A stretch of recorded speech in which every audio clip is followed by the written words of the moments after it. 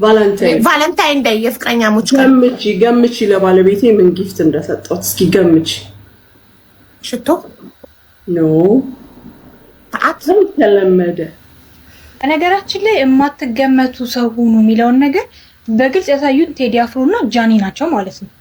ቴዲ አፍሮም እንግዲህ እንደምታዩት ኮንሰርቱን መቼ ነው የሚያቀርበው ብለን በጉጉት እየጠበቅን ሳለ ይኸው ኮንሰርቱን አየን ማለት ነው። ቲያትር ሙያ በቃኝ ብለህ እስከ ማቆም የደረስከው ራበኛ ይርባል ትመደባላችሁ። እሺ ዛሬ ደግሞ የምናየው ህይወታቸው የተሳካላቸው የሚመስላቸው ሰዎች፣ አንደኛ ቡና በባዶ የሚጠጡ ሰዎች፣ ወይ አዛቡን በየቦታው እየነገሩ እቺ ታውቃታላችሁ።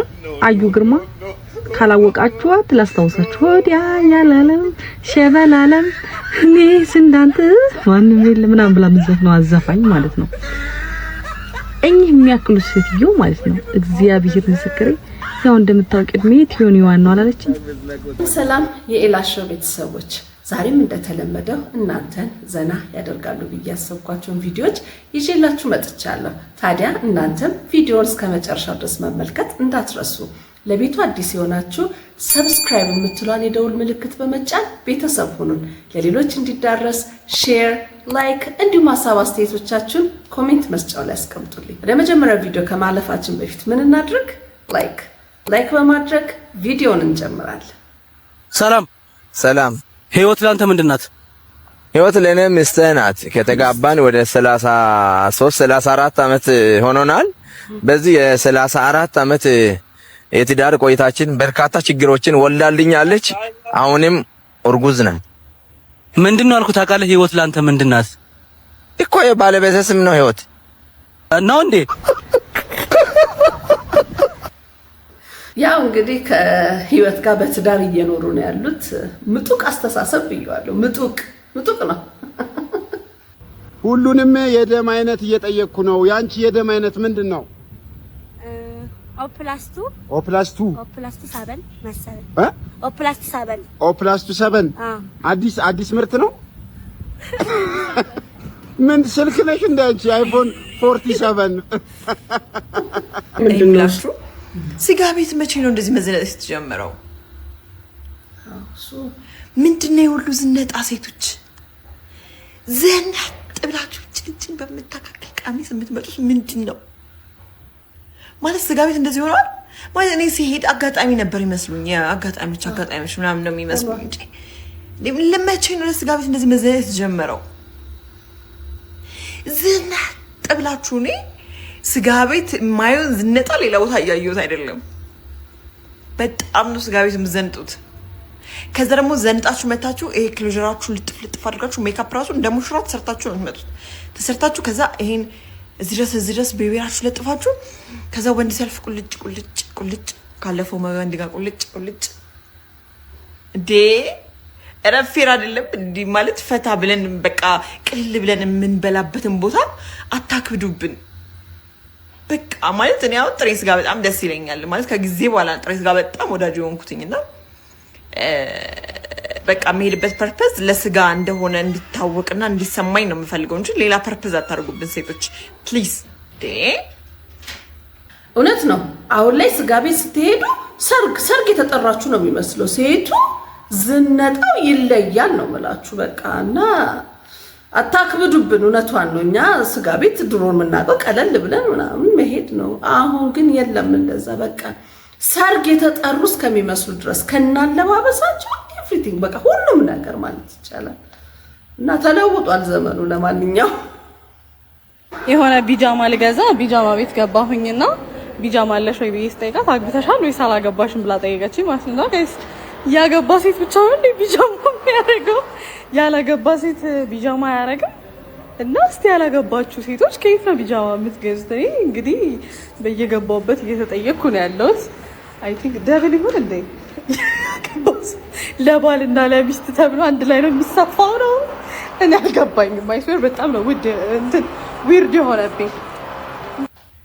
ኧረ ተው ቢጃማ ቤቶች ያገባ ያላገባ መጠየቅ ተጀመረ እንዴ? ያላገባ ቢጃማ አታድርግ የሚል ህግ ወጥቷል። እኛ አልሰማንም ነበር። እንግዲህ በእንደዚህ ከሆነ አካሄዱ ቲሸርትም ልንገዛ ስንሄድ ምናልባት ትምህርት ጨርሳችኋል ሊባል ይችላል። ካልሲ ልንገዛ ስንሄድ ደግሞ ስራ ይዛችኋል፣ ስራ ይዛል።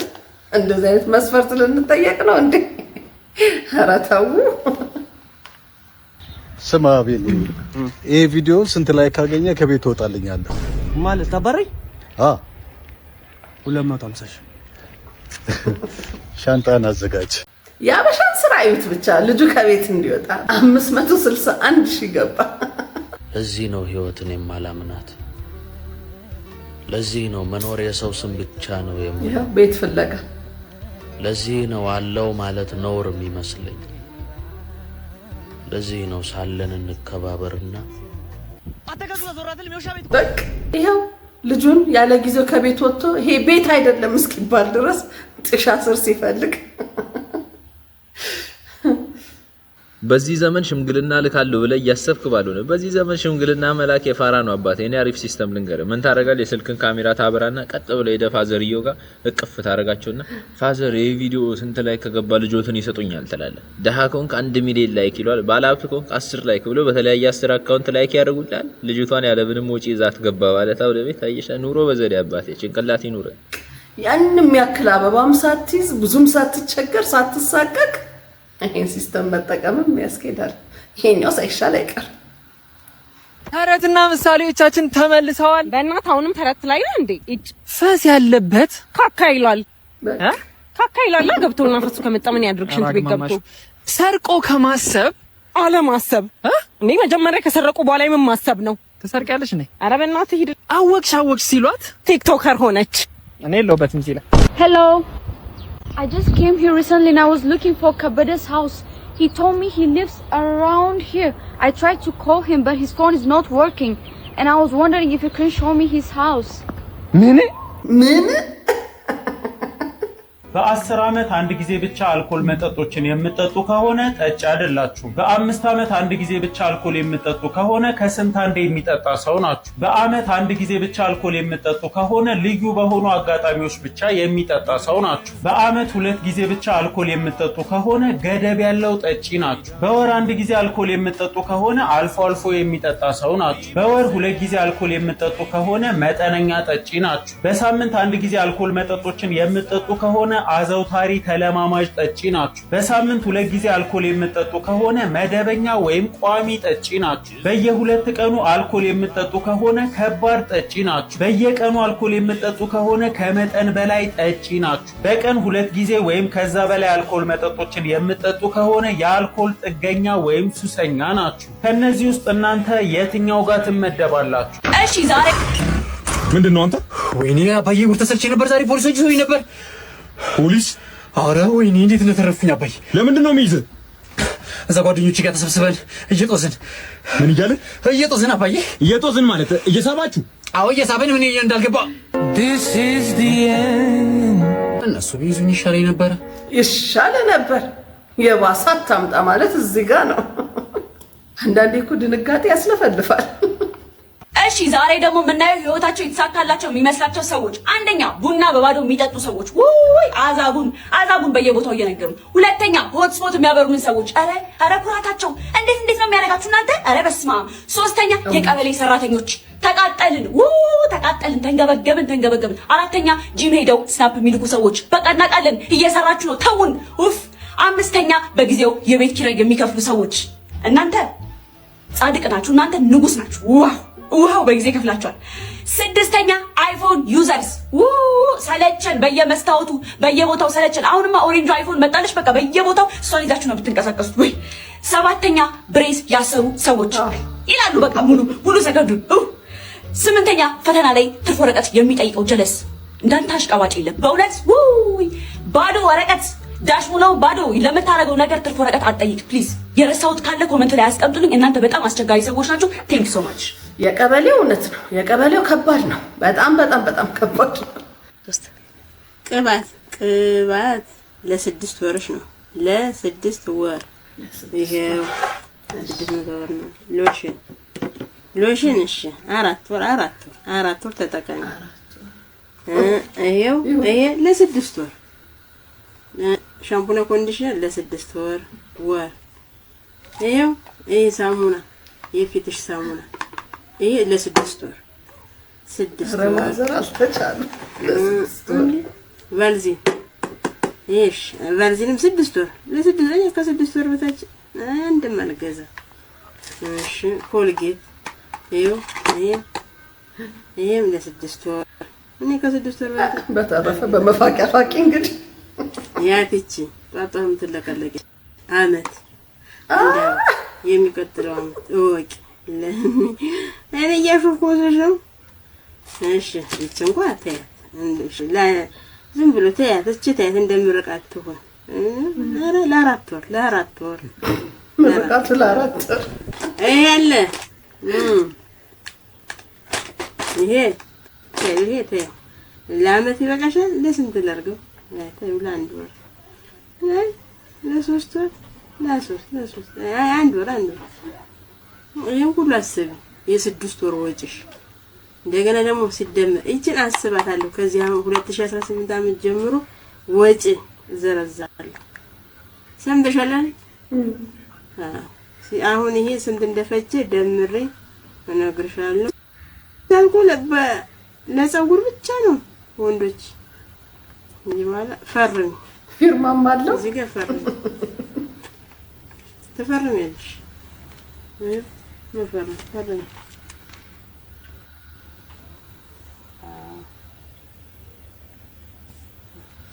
እናመሰግናለን ከዚህ በኋላ አለቀ ሂሳብ እንደምን የሚሰራ አሁን ይሄ አስቤዛ ነው ወይስ ቅጣት ነው የሚመስለው እኔን በጥፊ ከምትመቱኝና 1 ሚሊዮን ብር ከሚሰጣችሁ እኔ ቆንጆ 1 ሚሊዮን ተሰጥቶኝ በጥፊ መትቼሽ አመመኝ ካልሽ ምቀኝነት አለብሽ ማለት የሰው ደስታ ያስደስትሽም ማለት ነው። አሁን 1 ሚሊዮን ስንቀበል 50-50 እንካፈላለን። አንቺም እኔም በፍቅር ሄድን ማለት አይደለም። ዝም ብለሽ በባዶ አታጓጊኝ እንጂ ይሄንን ትፈልጊዋለሽ። ተበርቸ ሰላም ብራለሽ እኮ እኔ አታምሪም አላ ግን ከ1 ሚሊዮን በላይ አታምሪም። 1 ሚሊዮን ስላላየሽው ነው እንዴት እንደሚያም አይደለም 1 ሚሊዮን ተከፍሎኝ ዝም ብሎም በልበል ነው የሚለኝ። ሰላም ሆይ የ1 ሚሊዮን ብር ውበት አይደለም ጥፊ እርግጫ ሳያስጨምርም እንዴ እርጉዝና አራስ ሴት በዛች ሰዓት ያስቀየሟትን ሰው አትረሳም። ሰብሰብ በሉ። እርጉዝ ሚስት ላላችሁ ኦር ደግሞ አራስ ሆና የተቀመጠች ሚስት ካለቻችሁ፣ ቤት ውስጥ ልጇን እያሳደገች ያለች ሚስት ካለቻችሁ ኦር ደግሞ ልትወልድ እርግዝና ታይም ላይ ያለች ሴት ካለች ጓደኛችሁ፣ ሚስታችሁ፣ ልጃችሁ whatever it is በዚህ ሰዓት አታስቀይሟት። let me do you a favor መቼም አትረሳው። እግዚአብሔር ምስክሬን እየመነዘረች የሆነ ታይም የዛሬ 2 አመት እኮ የመጀመሪያ ልጅን ሳረግዝ እንደዚህ ብለሽኝ ነበር። የዛሬ 2 አመት እኮ አራስ ቤት ሆኜ እንደዚህ አይነት ነገር ተፈጥሮ ነበር ብላ ምን ዝርዝር እያደረገች ትነግራችኋለች። እኛ እንቀየማለን። በቃ በዛ ሰዓት እኛ አንረሳም የምታረጉንን ነገር። እሺ እንዴት ነው? አስቡበት ለማለት ነው። በኋላ እንዳትወቃቀሱ። መቼም አትረሳው። እየመነዘረችው ትኖራለች። በይበልጥ ደግሞ አራስ ቤት ሆና ካስከፋችኋት ካሳዛናችኋት ማይረሳ ነገር ነው። በቃ የመግደል ሙከራ እንደተደረገባት ያክል ነው የምትቆጥረው እና ከውስጧ ለማውጣት በጣም ይከብዳታል። ስለዚህ ተጠንቀቁ። አራስ ቤት ያለችን ሴት ላለማስከፋት በጣም ተጠንቀቁ። 60 ሰው ከሚሞት እኔና ረዳቴ ብንሞት ይሻላል በማለት ራሱን አደጋ ላይ የጣለው ሹፌር በአሁኑ ሰዓትም ተገኝቷል። ከቀናት በፊት በነቀምት ከተማ ቱኬ በሚባል ስፍራ ላይ 60 ሰዎች የጣነ ቅጥቅጥ ደርቦ ሲገባበት እሱ ግን እንደዚህ ባለ መልኩ ወደ ገደል በመግባትም ራሱን አደጋ ላይ በመጣልም የበርካታ ሰዎች መትረፍ ምክንያትም ሆኗል። ታዲያ በርካቶችም ለዚህ ወጣት ማበረታቻ ይገባዋል እያሉም ይገኛሉ። ታዲያ እናንተ በዚህ ጉዳይ ላይ ምን ትላላችሁ?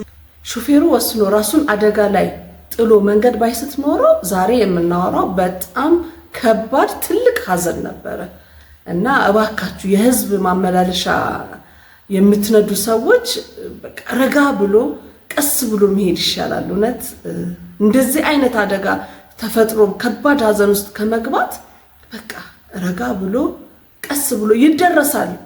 አለመድረስም ወጥቶ መቅረትም አለ። ስለዚህ ባካችሁ የከባድ መኪና ሹፌሮች በመናሽከረክርበት ጊዜ ረጋ ብለን በማስተዋል ይሁን እላለሁ። ምድር ላይ በጣም ብዙ ደስ የሚሉ ስሜቶች ይኖራሉ። ግን መስራት ስትፈልጉ፣ መነሳት ስትፈልጉ፣ ህልማችሁን መኖር ስትፈልጉ you can do it አድርጊው። እኔ ያለው ፌል ቢያደርግም I will support you ከጀርባሽ እኔ ያለውኝ I will help you ምናምን የሚላችሁ ሰው ይሄ ብቻ የሚደግፋችሁ ሰው እንደማግኘት እና for real ከልቡ የሆነ ሰው እናንተን ለመደገፍ እናንተን ለመቆም የእናንተን ህልም ለማስኖር የሚጥርላችሁ ሰው እንደማግኘት ደስ የሚል ፊሊንግ የለም። ኑሩልን። ብርታት ነው የሚሆነው። በዚህ ዓለም ላይ እንደዚህ አይነት ሰው ማግኘት በራሱ ትልቅ መታደል ነው። ለእንደዚህ አይነት ሰው የሚሰጥ ምስጋና በቃላት አይገለጽ። የውስጥን ለመግለጽ ቃላት ራሱ አይበቃም። እቺ ልጅ ታውቃታላችሁ? አዩ ግርማ። ካላወቃችኋት ላስታውሳችሁ። ወዲያ ያላለም ሸበላለም እኔስ እንዳንተ ማንም የለም ምናምን ብላ ምዘፍነው አዛፋኝ ማለት ነው። እኚህ የሚያክሉ ሴትዮ ማለት ነው። እግዚአብሔር ምስክሬ ያው እንደምታውቂ እድሜ ቲዮኒ ዋናው አላለችኝ ማለት ሉላም ላይ በጣም ድንግጥ ብላ ተሸማቀቀች ለሷ። እኔ ራሱ የት ልግባ ለሷ ወይ ባትናገሩስ? በየትኛው ሂሳብ ነው አንቺ 21 አመትሽ የሚሆነው? ግራጁዌት አድርገሻል፣ ተመርቀሻል፣ በትወናው በምን የማልዳ ኮከብ ምን ያልገባሽበት ቦታ አለ? ምን ያላረሹ ቦታ አለ? አታፍሩም እንዴ? አረ እግዚአብሔር ምስክሬ ትንሽ ደግሞ ቅብጥ ብለው ላይክ እዚህ ከተማ ላይ ተወልደው የደህና ልጆች ቤተሰቦች ቢሆኑ ላይክ ዝም ብላችሁ ምናምን ብላችሁ አንቺ ጥንዝት ብለሻል እኮ እግዚአብሔር ምስክሬ ፊትሽ ራሱ እኮ ላይክ የትልቅ ሰው እንደሆነ ያስታውቃል። እንዴት በየትኛው ሂሳብ እኔ ታላቀሽ ልሆን? መብርሃን እኔ ታላቀሽ ልሆን ማለት ነው ላይክ ወይስ እኔ ጠንዝቻ እንዴ? ያሁላ ሂውማን ሄር ያሁላ ሜካፕ አድርገሽ ራሱ ትልቅ ሴትዮ ነው የምትመስዪው። እኔ ከነጋው የሆነ 2 ቀን 3 ቀን ሆኖኛል ፊቴ ከታጠብኩ ራሱ ግን እና ማለት ነው እግዚአብሔር ምስክሬ ላይ አንዳንድ ጊዜ ኢንተርቪው ስንደረግ ግዴታ አይደለም እድሜ መናገርና ማለፍም ይቻላል። በቃ የሴት ልጅ እድሜና የወንድ ልጅ ደሞዝ አይጠየቅም ብሎ ማለፍም ይቻላል እኮ አለመመለስም ይቻላል። ባለፈው እንግዲህ እንዳያችሁት ሰይፉ ላይ ሀሊማ ቀርባ እንደዛ ለማስተባበልም ብዙ ጥረቶች ተደርጓልና አሁን ላይም ግዴታ አይደለም እድሜ መናገርና በተቻለ መጠን የተጋነነ ነገር ሲሆን እንዲህ ሰውም ከሚሳቀቅ አለመናገሩ ይመረጣል። ጸጥ ወይ እንደዛ አይነት ጥያቄ አልፈልግም ብቻ በዘዴም መመለስ ይቻላልና እናንተ ፈጣችሁ እኛን አታሳቁን። አንዳንዴ እኮ ጥያቄዎቹም ይሳቀቃሉ። ስለዚህ በቃ ባይመልስ ጥሩ ነው ባይለኝ እኔ በቃ አትመልሱ፣ አትንገሩም፣ በቃ ይቅር። ምንድነው ስሙ? ምን ነበር ፌብሩዋሪ ላይ ያለው ቫለንታይን ዴይ የፍቅረኛሞች ቀን። ገምቺ ለባለቤቴ ምን ጊፍት እንደሰጠሁት እስኪ ገምቺ። ሽቶ ኖ ሰዓት ተለመደ። ሽቶ ሰዓት ለወንድ ልጅ ሊሰጥ የሚችል ለቫለንታይን ዴይ ዋሌትና ቤልት ብራንድ አንድ አይነት ማች። እነሱን ጨረስናቸው። እኔ እና እሱ እኮ ከተጋባን ስንት አመታችን ነው ሀውዬ? 22 አመት 23 አመት ትዳር ሁሉን ነገር ተሰጣጠንና ሲያልቅ ምን አሰብኩኝ እስኪ ወደ ዛሬ 25 አመት ወደ ኋላ በወስደው አልኩና በውስጥ ጽፈልሻለሁ። አረ ንገሪኝ። እዚሁ ዘጋሁት። አረ ወርቅ ወንድ ልጅ አይለብስም ሙስሊም ወንድ ወርቅ ዘጋሁት። እንትኑን ዘጋሁት። ምን ዘጋሽ? ፋይናሉ ለሀቡ በዋሳ ወላሂ በይ ቴክኖሎጂያችን እዚህ ድረስ ደርሷል። ታይላንድ ሄደሽ? ኖ ኢማራት ውስጥ ነው። ኢማራት ተጀመረ እንዴ? አዎ ሁሉ ነገር ምን የሌላለ ኢማራት። ምን ዘጋሽ? ምን ታይላንድ ሄደው ነበር። የዛሬ 20 ምናምን አመት ሲገናኙ የነበረውን ነገር ድጋሚ ሰጣችሁ ቪዲዮ። ይኸውልሽ እንግዲህ ከእንደዚህ አይነት ሰው ጋር ነው የሰርጋቸውን ቪዲዮ አይሳርዬ የሰርጋቸውን ቪዲዮ ለአኒቨርሳሪ ለቫለንታይን ጊፍት ሰጣቸው። በፊት ግን እኮ ታይላንድ ብቻ ነበር የሚቻለው። እኔ ሰው አረቦች እዚህ ይኸውልሽ አሁን በሌዘር አለ። በሌዘር የሌዘሩ it will take time long time ይወስዳል። እስከ 3 ወር ድረስ ወደ 12 ሲዝን አለው የምትይው ግን የቻው በቃ እሺ ማሪ እመጣለሁ በኋላ ኖርማል የሰርጀሪው ግን የ4 ሰዓት ሰርጀሪ ነው። በ3 ሳምንት ውስጥ ካላስ ኖርማል ሬዲ ነሽ ለጋብቻ። ወይኔ ደስ ሲል በጣም ደስ ይላል ወላሂ። ብዙ ውድ አይደለም ሙኒት? አይደለም ሪዝናብል ነው። ስታስቢው ከሚኖርሽ ደስታ ጋር እሱን ከምታስደስችው ደስታ ጋር ስታስቢው ኖርማል ነው። አይ ውድ ካልሆነ በጣም አሪፍ ነው። ለወጥ በጣም መቀየር ነው። አንዷ 6000 እያለች ነው አንዷ። ሁለቱም ተሰራች ናት። በቃ 6000 ድርሃም ከሆነ አሪፍ ነው። ኧረ ይገባዋል እንዴ! $2000 1000 ያጎደልሽ $2000 ማለት ነው። ኧረ ይገባዋል። በዛ ላይ ደግሞ ይኸውልሽ ሀቡዬ የንብረቱ ባለቤት ሁሌ አንድ አይነት እንዳይሆንበት አንዴ ታከሽለታለሽ፣ አንዴ ታወፍሪለታለሽ። እሱም ጥሩ ሀሳብ ነው። እየቀያየረ የትኛውም እንዳያምረው ምንም አይነት ለውጦችን እንዳያስብ እኔ ራሴ እቀያየራለሁ ከላይ እስከታች። ቀናልሽ ሀቡ በጣም ስማርት ባለቤትሽ አለ እንዴ? የለም ክፍሉ ገብቷል። ስለዚህ ገባሽ። በተለያዩ መንገዶች ሴት ልጅ እራሷን በንግግር ባረማመድ ባለባበስ በሁሉ ነገር ሁሉ ጊዜ አዲስ መሆን አለባት። መሰልቸት የለባት በአንድ አቋም። ይሄን አምናለሁ እኔ። በጣም ጥሩ ሀሳብ እስማማለሁ። ሴቶች ተጠቀሙበት። የምር ጥሩ ምክር ነው። ደስ ይለኛል። ሀቡ ታውቂያለሽ ይሁን አዲስ ነገር መፍጠር። በነገራችን ላይ የማትገመቱ ሰው ሁኑ የሚለውን ነገር በግልጽ ያሳዩት ቴዲ አፍሮ እና ጃኒ ናቸው ማለት ነው። እሱንም ጃኒ ሳናስበው እዚህ ጋር ብራንድ አምባሳደር ሆነች ብለን ትናንት እያወራን እያለ ዛሬ ደግሞ ዱባይ ነኝ ብላ ይሄንን ፖስት አድርጋለች ማለት ነው። ግን እዚህ ጋር ቀለበቱ በ19 ነው የሚሆነው ብላችሁ ነበር አይደል? እና ዱባይ ነው የት ነው የሚለውን ብትመልሱልኝ ኮሜንት ላይ ደስ ይለኛል። ቴዲ አፍሮም እንግዲህ እንደምታዩት ኮንሰርቱን መቼ ነው የሚያቀርበው ብለን በጉጉት እየጠበቅን ሳለ ይሄው ኮንሰርቱን አየን ማለት ነው። በዚህ አይነትማ ዓለም ልጠፋ ነው ተዘጋጁ ብንባልም አንሰማም ብሏል አንዱ ማለት ነው። እና የት ነበርን እኛ? የሁሉ ሲካሄድ የት ነበር እኛ? ጃኒ አዶናይ እያልን ነበር ወይስ ምንድን ነው? እንግዲህ ማትገመቱን እየተባለ ነው። የቀለበቱ ነገርም እንግዲህ የማይገመት ሆኖብናል አሁን ላይ።